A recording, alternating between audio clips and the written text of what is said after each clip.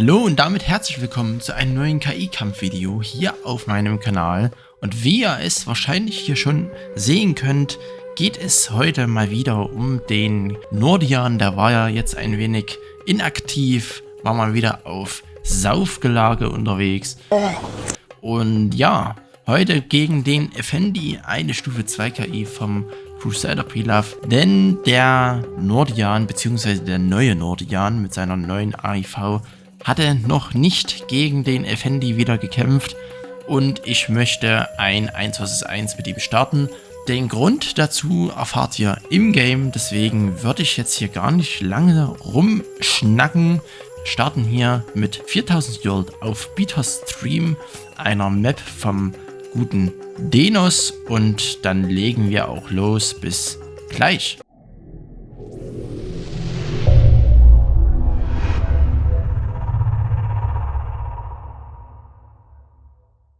So, also, der Nordian hier mal wieder mit einer, ja, hoffentlich Glanzparade, wenn er das denn schafft, gegen den Effendi hier zu bestehen. Und zwar der Grund ist, warum der Nordian hier nochmal kämpfen darf, ist, ich möchte die AIVs quasi, oder die ganzen Burgen halt bauen für ihn, genauso für die Chiara.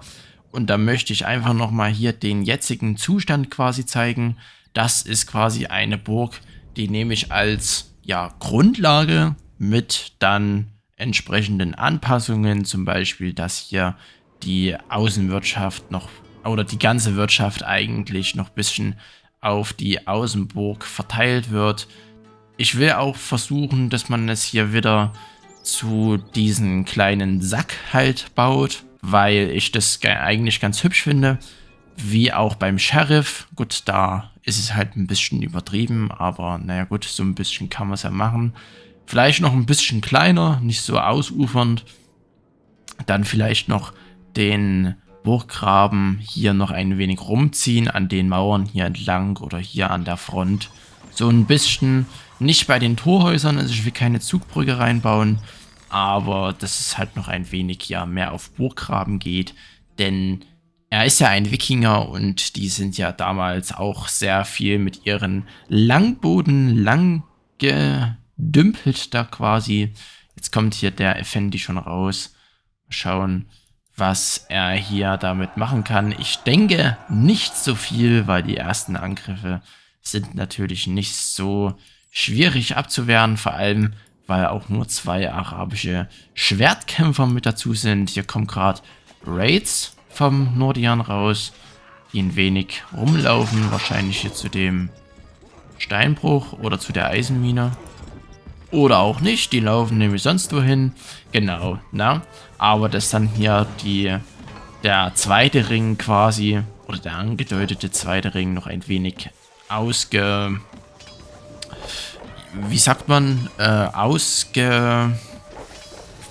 verkleinert wird. Nimm mal so das deutsche Wort. Und dann mehr hier ein bisschen die äußere Burg quasi noch ein wenig belebter wird. Und dann hat er auch mal in die Kommentare geschrieben. Ich hoffe, ich finde den Kommentar noch. Wenn ja, dann blende ich ihn jetzt hier mal ein. Und zwar, dass man ihn ja hier noch Langhäuser geben kann, so als Wikinger, und dann noch Bier. Und bei Bier, prinzipiell kann man das, denke ich, schon machen, aber es wäre dann halt quasi wieder so ein harter Cut zu dem Vorstellungsvideo. Und in dem Vorstellungsvideo hatte ich ja mal gesagt, dass er auf Brotproduktion geht. Also statt Brotproduktion dann Bierproduktion, Also nicht beides, sonst wäre es, glaube ich, keine Stufe 2 KI mehr. Auf jeden Fall möchte ich das eigentlich nicht. Die Langhäuser muss ich mir mal anschauen, wie man die genau baut. Vielleicht ist es auch irgendwie so ein optischer Mod oder weiß ich jetzt noch nicht. Habe ich nicht so die Ahnung von, aber auf jeden Fall Bier eher weniger, lieber dann noch ein wenig mehr Religion. Die Wikinger waren ja auch sehr religiös unterwegs. mit ihren nordischen Göttern. Jetzt kommt hier mal der erste Angriff vom Nordian raus, der natürlich ein wenig, ja, hakelig läuft. Und nur mit Bogenschützen ankommt. Ich weiß gar nicht, wo der Rest ist. Okay, naja, gut. Dann hat er halt nur die Bogenschützen. Also Sortis sind es auf jeden Fall nicht, weil er hat keine arabischen Bogenschützen als Sorti-Units eingestellt. Da sind es nämlich hier die Bogenschützen drin. Naja, gut. Wir werden mal sehen, wie lang es hier dauert, den Effendi oder den Nordian hier zu killen. Deswegen gehen wir hier ein wenig nach oben. Störkatapult kommt aber auf jeden Fall sehr gut nach vorne vor. Aber gegen die Ballisten hier wird es natürlich ein wenig schwierig. Beziehungsweise kommt er gar nicht mal zu den Ballisten, denn die Slinger hier, die Slinger vom Effendi sind natürlich am Start und ja, slingern oder slingert das den Katapult weg. Verzeiht mir, dass ich so ein wenig wirres Zeug rede. Es ist schon spät an dem Tag, als ich das Video hier aufnehme und bin dadurch noch ein wenig, ja, erschöpfter. Bin auch ein wenig müde. Naja, gut. Na, aber trotzdem möchte ich euch hier noch das Video aufnehmen.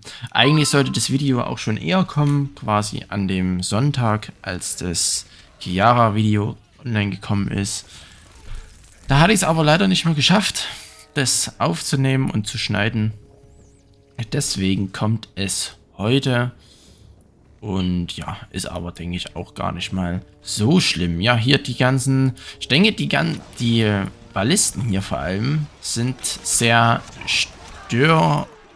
störhaft, genau, für den Nordian, weil er hier vor allem die ganzen Lieferungen von Stein und Eisen nicht bekommen kann.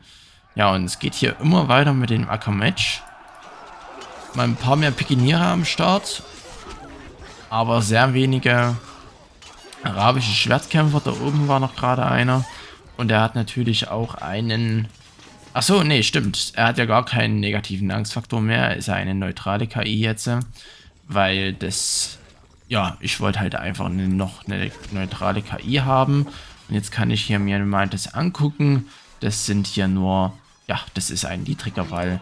Also beim Falke, der natürlich auch irgendwann wieder kommen kommen soll, dann kann ich da nochmal drauf schauen, ob ich da jetzt schon den niedrigen Wall habe, oder ob ich da immer noch den hohen Wall habe, also mit der Treppe, ne? Der hat ja in Burg 7 quasi auch eine, ja, so eine Palastbrücke quasi, würde ich es mal nennen. Ja, die Störverlisten fahren hier immer weiter, keine stirbt davon, ich glaube eine einzige ist mal draufgegangen. Ansonsten schießen die hier den munter weiter auf die Katapulte, ja, genau, auf die Steinbrüche. Und gut, Nordian hat jetzt nicht die höchste Priorität mit dem Verkauf von harten Ressourcen, aber es ist natürlich schon eine Einschränkung, wenn er da nicht so die wirtschaftliche Leistung aufbringen kann. Und wenn sich dann natürlich hier jedes Mal die beiden auf dem Felde treffen, in der Mitte von der Karte quasi, von der Oase, dann ja, ist es natürlich ein wenig schwierig, da irgendwas zu machen und Gold anzusparen. Haben auf jeden Fall schon beide relativ viel Gold am Start, Gold natürlich, Truppen am Start. Und ja, der Effendi reicht ja, glaube ich, auch so ein wenig mit in das Tier 3 oder in die Stufe 3 mit rein. Ist ja eine relativ starke Stufe 2 KI mit den Slingern, vor allem hier auf den Keep. Also wenn der seine Hauptarmee oben drauf hat auf den Keep, dann haben auch gepanzerte Einheiten, Armeen quasi wenig zu lachen, weil die dann einfach weggeslingert werden. Ja, und so, ich weiß gar nicht, wie viel Slinger er wirklich im Angriff hat, aber er hat ja schon ein paar zweistellige Werte auch schon als Sort-Units drinstehen und die helfen natürlich dann auch mit ein wenig aus, so wie man es hier auch sieht. Er verheizt die zwar auch so ein bisschen mit, aber gut, Slinger kosten jetzt nicht die Welt, deswegen, ja, denke ich, passt es schon. Es kommt hier Nordian aber recht flüssig raus und Effendi, ja, braucht hier einfach noch ein bisschen Zeit, um die Truppen auszubilden. Die Angriffstruppen vom Nordian kommen hier auf jeden Fall ganz gut rein. Die Pikiniere tanken auch ein wenig die Slinger-Schüsse ab und schützen dadurch so ein bisschen die arabischen Schwertis vor den Slingern, vor den Steinen. Und deswegen, ja, wenn der hier einmal richtig skalieren kann und noch ein paar mehr Pikiniere hat, dann ist es natürlich gar nicht mal so schlecht. Hier unten sitzen zwar noch Bogenschützen am Feuer. Ich weiß gar nicht, warum das so ist, dass hier manche Einheiten einfach unten sitzen, so wie hier die Bogenschützen. Andere quasi sich ineinander stacken auf dem Keep obendrauf. Kann es sein, dass ja nur eine bestimmte Anzahl von Einheitentypen drauf passen? Wer das weiß, kann das ja mal gerne in die Kommentare schreiben. Bin da noch etwas unwissend hinter den Ohren. Ja, Bogenschützen sind natürlich am Start hier, vor allem hier die europäischen. Die sind Nachricht vom Effendi. Die aktuelle Situation stimmt mich nun doch etwas unruhig. Hier schon ein paar Pikiniere, aber es sollte, denke ich, noch nicht reichen. Aber ich frage mich so ein bisschen, warum der Effendi hier gar nicht mehr rauskommt. Steht er so unter Druck wegen der Map Control von Nordian? Oder warum macht er hier einfach so wenig? Es kommen ja auch kaum noch, oder beziehungsweise gar keine Störballisten mehr raus. Hier die Bogenschützen sind natürlich am Start. Na, Nordian rekrutiert schon wieder hoch, verbraucht dadurch sein Gold. Jetzt kommen hier schon wieder Sortie-Assassinen und Bogenschützen raus. Hier auch mal ein Störkatapult. Die Assassinen schlitzen natürlich die Slinger fort. Das ist natürlich gar nicht mal so schön oder so einfach für den Effendi quasi. Und er hat quasi eigentlich kaum noch Außenwirtschaft, oder? Hier unten stehen noch ein paar Farmen. Geht's denen... Sein Vorratslager sieht auch sehr leer aus. Kornspeicher. Ja, geht eigentlich noch. Also Nahrung hat er eigentlich genug. Aber ich glaube, es fehlt hier einfach an Getreide. Es sind, glaube ich, ein wenig zu wenig Stein, genau. Farmplätze oder, also sichere Farmplätze, weil er hat ja hier gerade mal 1, 2, 3, 4, 4 mal eine Käserei und die Käserei bringt natürlich nicht allzu viel. Sieht's, denke ich, hier drin, also hauptsächliche Nahrung ist hier einfach Brot. Käse ist quasi nur so ein kleines Mitbringsel und ja, die Map Control vom Nordian ist hier natürlich schon sehr stark einschränkend. Er hat vor allem auch gar keinen Steinbruch mehr. Hat er denn überhaupt Holzfäller? Der Junge? Ja, er hat hier einen AIV-Holzfäller. Aber irgendwie baut er keinen richtigen mehr. Aber ich glaube nicht, dass er sich aufgehängt hatte. Er hat genug Bauern. Also Bauernpack ist auf jeden Fall nicht am Start. Aber was ist denn das hier nochmal? Das ist eine Holzfällerhütte. Ja, das ist eine Holzfällerhütte. Okay. Holzfällerhütte. Der Holzfäller, wo ist denn der eigentlich? Der gute Kerl. Hier oben. Hat der hier oben rum? Ne, das sind Bauern. Effendi, hallo. Wo ist dein Holzfäller? Hat der Holzfäller sich hier aufgehangen? Ne, jetzt sind es schon 2 da. Da waren vorher schon 2 da? Ich weiß es gerade gar nicht. Oh Mann. Aber ich glaube, der Effendi liegt hier ein wenig brach. Na, so mal gucken, ob jetzt hier der dritte ankommt. Mich wundert es auf jeden Fall, dass er hat halt kein Holz und kein Gold dann. Ja, gerade mal ganz wenig Gold und davon kauft er sich, glaube ich, entweder Nahrung oder irgendwelche anderen Sachen. Ja, okay, er arbeitet auf jeden Fall, der Holzfäller. Er hat sich auf jeden Fall nicht aufgehangen. Keine Ahnung, warum der so ewig braucht. Jetzt hat er mal einen gebaut, eine Ladung abgeliefert. Aber was hat er denn dafür gebaut? Ich weiß es gerade gar nicht. Eine Farm? Ich glaube, er hat hier eine Farm gebaut. Ja, und die Bogenschützen hier natürlich, na, die schießen hier die ganzen Sorties ab. Was natürlich gar nicht hilfreich ist, weil die Sorties kosten ja auch Gold.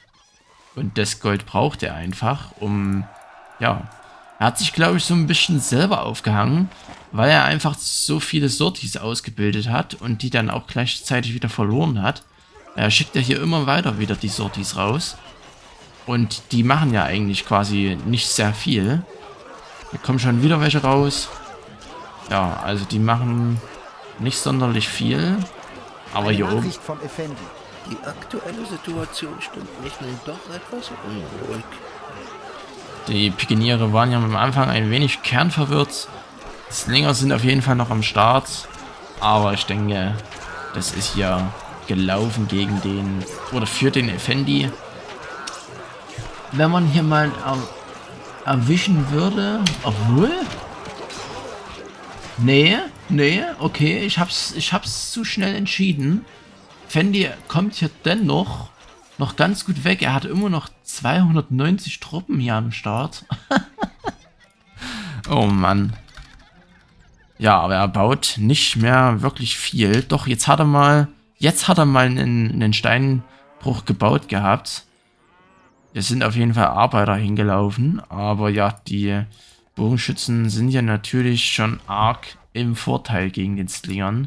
Von ihrer Reichweite einfach. Na, davon abgesehen quasi. Oder da haben sie halt einen wirklich großen Pluspunkt. Und dann noch die Assassinen, die da einfach die Slinger wegschlitzen. Ah, das ist nicht einfach für einen Effendi. Der steht hier so ein bisschen still. Kann er denn wenigstens Truppen? Ja, er bildet auf jeden Fall Truppen aus. Also vielleicht kommt er dann... Oder sind es immer Sorties, die er hier ausbildet? Nee. Nee, es sind auch Angriffstruppen, die da hier mit dabei sind. Wahrscheinlich auch noch ein paar Verteidiger, aber er kriegt halt einfach zu wenig Holz rein. So, also, wir schrauben hier mal ein bisschen die Geschwindigkeit hoch, weil, ja, der Effendi braucht hier einfach noch ein wenig länger. Ich glaube aber, er könnte noch angreifen. Also so ist es natürlich nicht. Aber wenn er einmal angegriffen hat, dann war es das, glaube ich, mit ihm, weil, ja, dann ist natürlich Ende Gelände, wenn er seine ganzen Slinger in den Tod schickt. Ja, er verheizt ja einfach die Slinger oder seine Sorti-Slinger quasi und kann einfach kein richtiges Gold ansparen, um mal seine Burg oder sein Holz wieder zu sammeln, um das wieder aufzubauen, seine Burg hier. Gut, er braucht es ja jetzt eh nicht so wirklich, weil er hat ja auch nicht so viele Weizenfarmen hier am Start. Hier hinten stehen gerade mal nur noch eine. Okay. Eine Nachricht vom Effendi. Die aktuelle Situation stimmt mich nun doch etwas unruhig. Ja, aber ich denke, die Slinger hier auf den Keep machen natürlich schon einen Haufen Arbeit mit. Und dann noch die, ja... Er tankt hier einfach Angriff und Angriff. Und die... Ich glaube auch, dass die angreifenden Truppen hier auf den Lord gehen. Quasi. Und dann die Slinger einfach reinslingern. Ich weiß jetzt nicht... Ist er das hier? Der gelbe? Nee. Man kann ihn halt so ultra schlecht anklicken, den guten Kerl. Aber ich glaube, das ist er hier.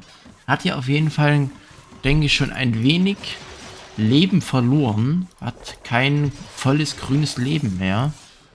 Aber ja, er kriegt halt auch keinen Stein. Er kriegt kein Eisen rein.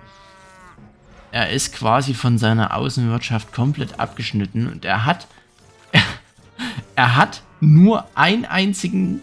Ach nee, jetzt hat er mal ein paar mehr gebaut. Aber bisher hatte er nur einen einzigen Holzfäller, den er da, ja,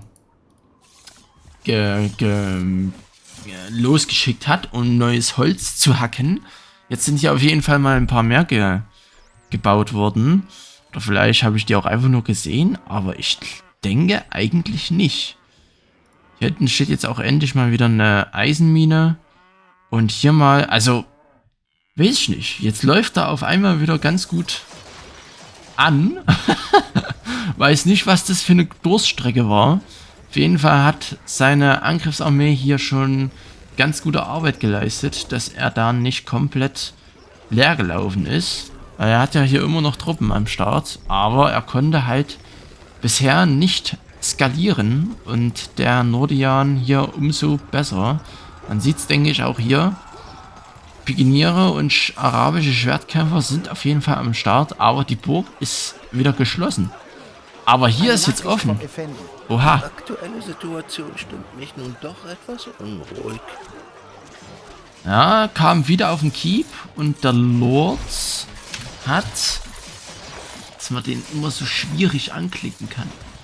Gelbes Leben, ist er das hier? Oder ist es der Bogenschütze, der da hinten steht?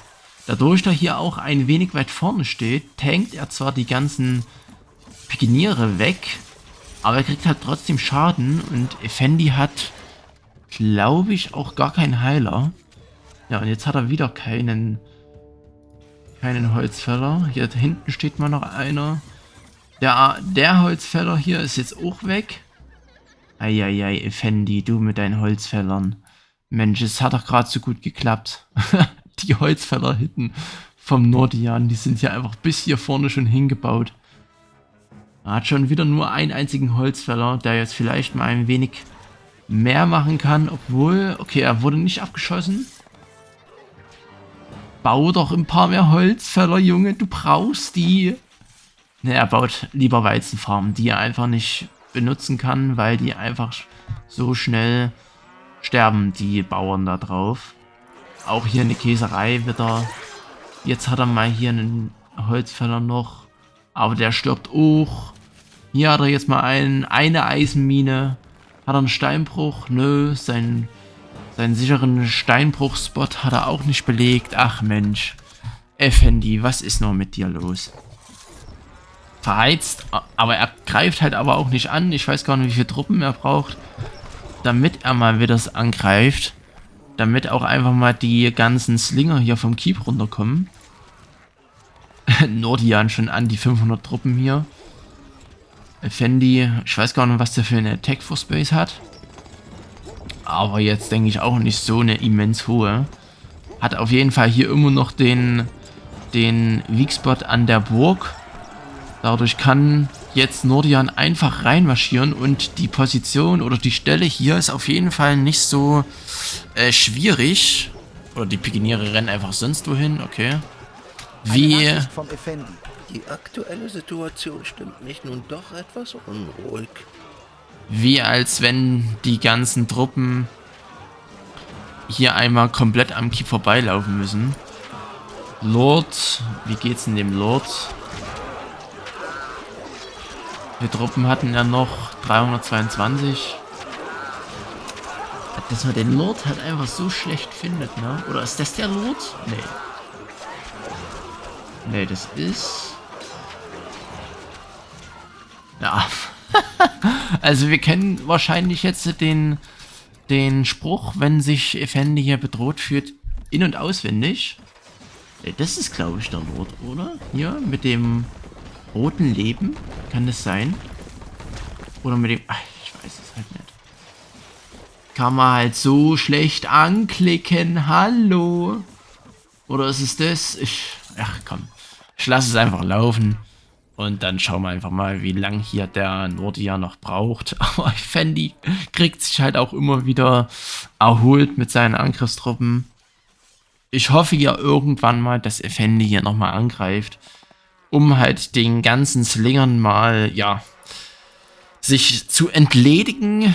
Weil man sieht's ja, wenn die hier auf den Keep kommen, die kommen ja auch einzeln hoch.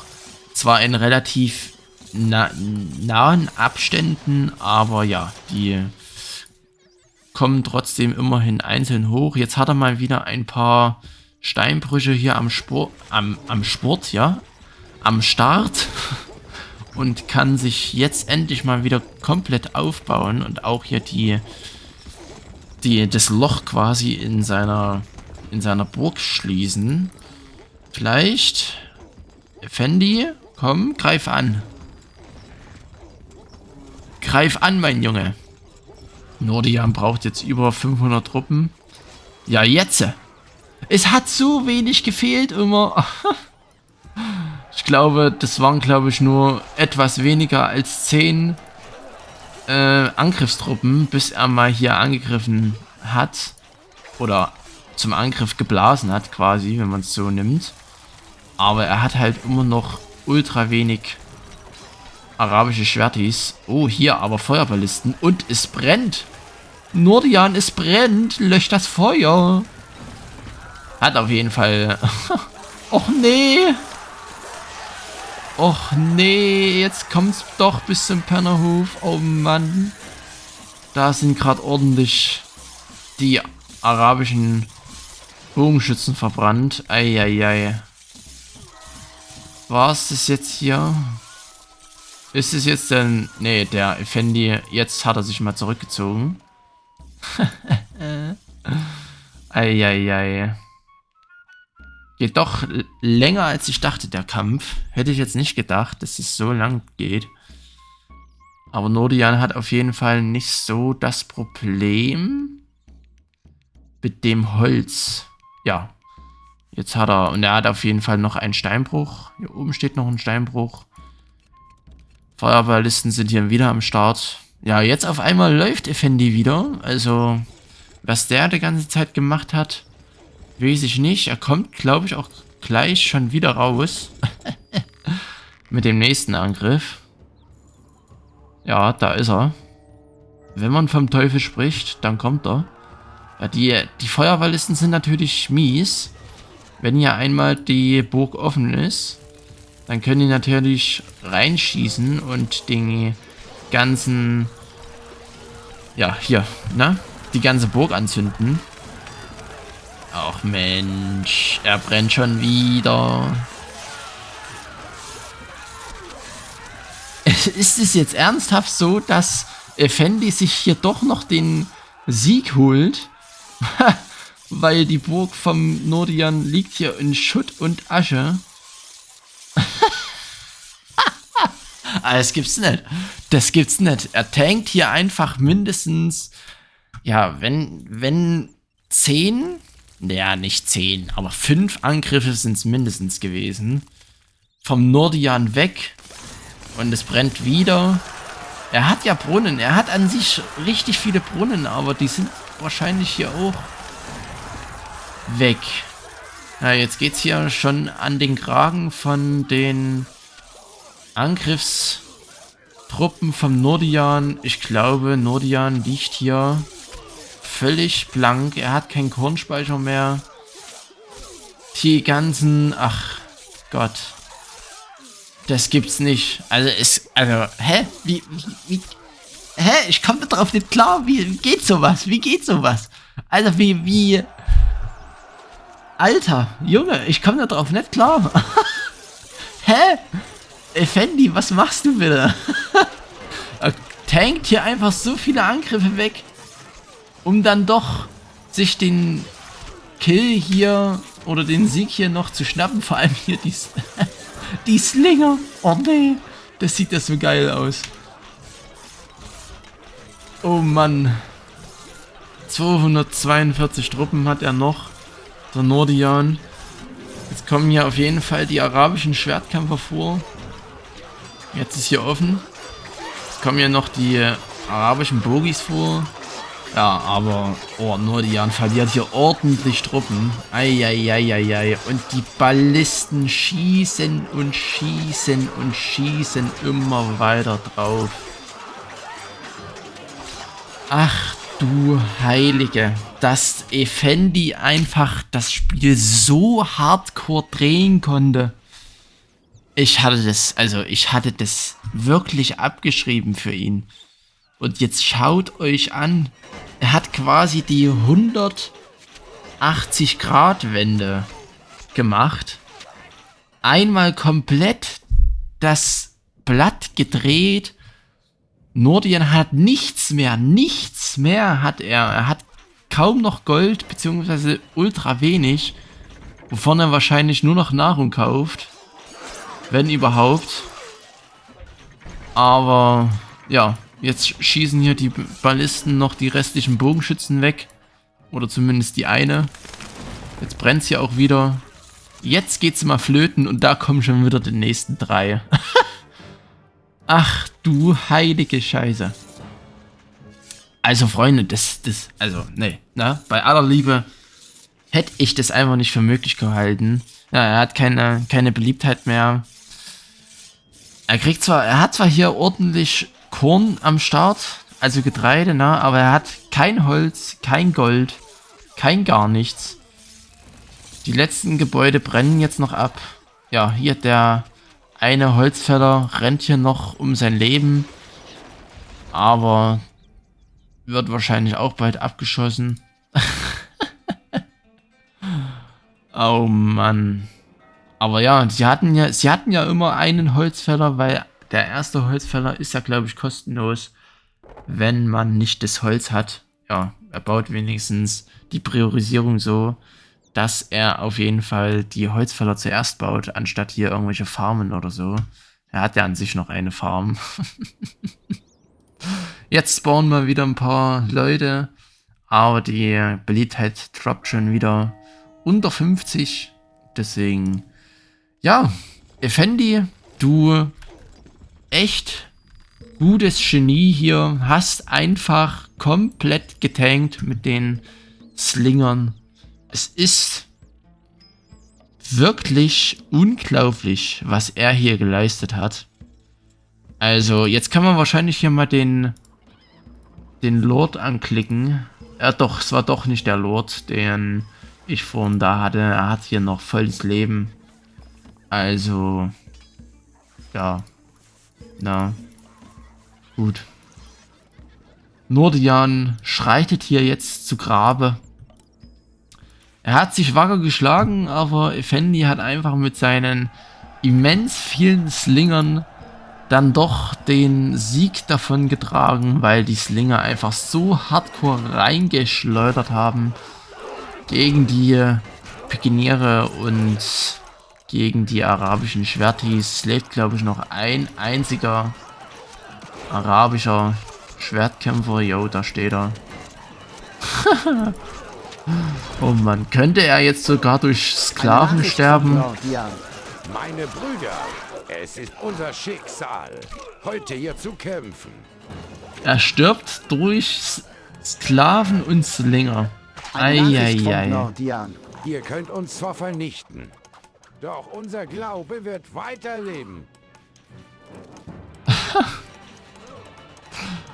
Es ist eine Nachricht vom Effendi. Na sowas? Ich bin noch besser, als ich dachte. Welch angenehme Erkenntnis. Also da muss ich schon echt den Hut vor dem Effendi ziehen, dass er einfach komplett, also wenn ihr euch das vorstellt, ne, die komplette Burg war hier komplett offen und komplett zerstört. Er hatte einen einzigen Holzfäller. Ach du Heilige. Nordian hat natürlich mehr Gold angesammelt. Mit neutralen Angstfaktor läuft man da auch ein wenig runter. Ja.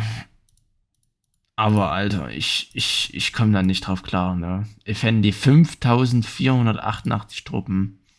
Es ist so unbeschreiblich, was hier passiert ist. Also, naja, gut. Guti. Dann werde ich jetzt nochmal ein kleines Rematch machen auf der Map Molten Svendan vom guten BM Goldfisch.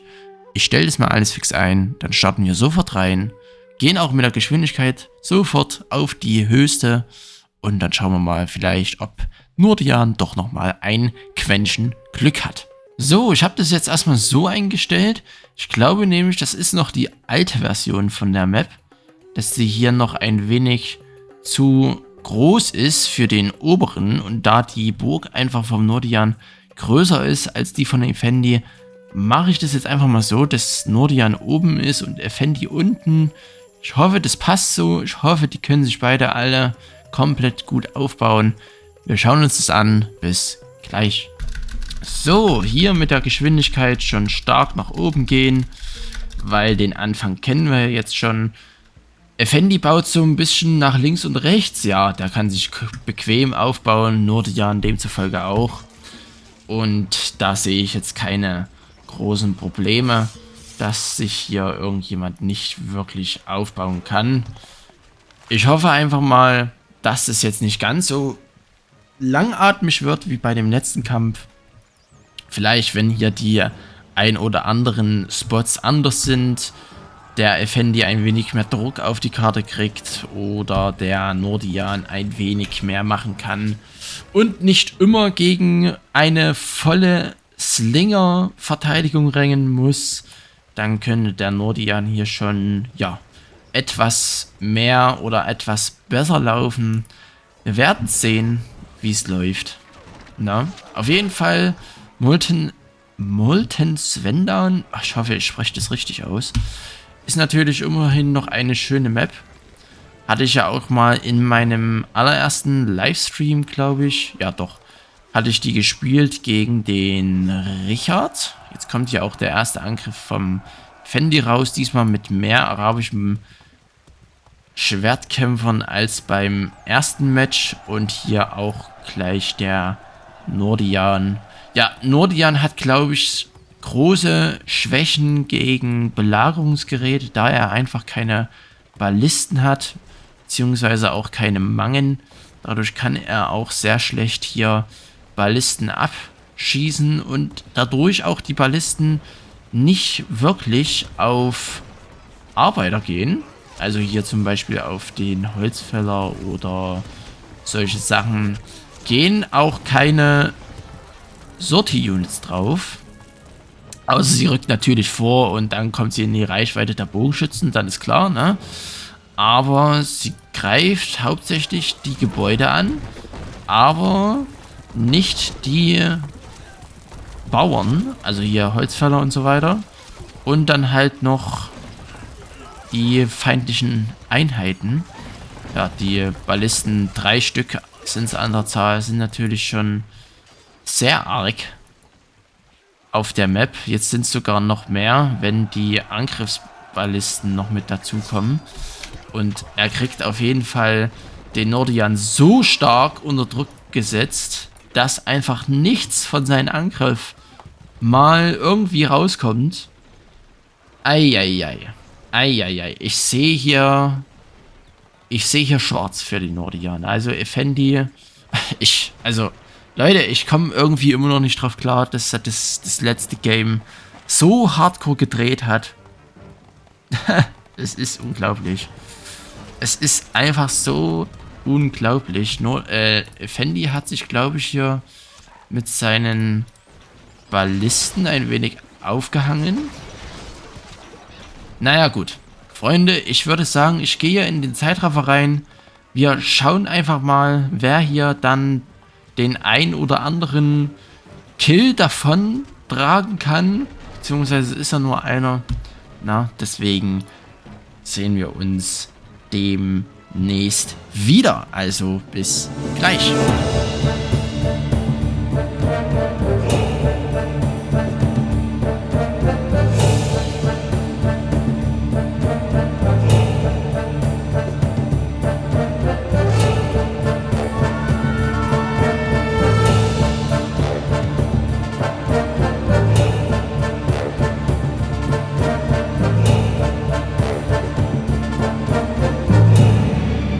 Also Freunde, ich muss mal ganz kurz hier einhaken. Es ist kein Angriff oder so, aber ich denke einfach hier der Abstand zwischen den beiden Burgen ist einfach zu gering.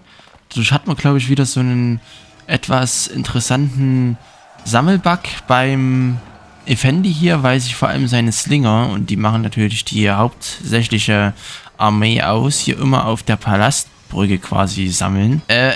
Ja, Nordion, man sieht es, denke ich, hier, er hat keine Kirche mehr, er hat ja kaum noch, ja, funktionierende Außenwirtschaft. Klar, hier und da mal noch ein paar Eisenminen, hier auch noch einen Steinbruch, hier hinten noch ein Steinbruch. Aber viel ist auf jeden Fall nicht mehr übrig. Und ja, ich denke, man sieht ja eigentlich ganz gut, dass die Map, glaube ich, ein wenig zu klein ist.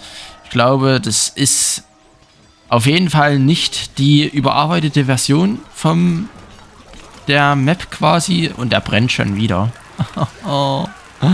Er brennt einfach schon wieder. Eieiei.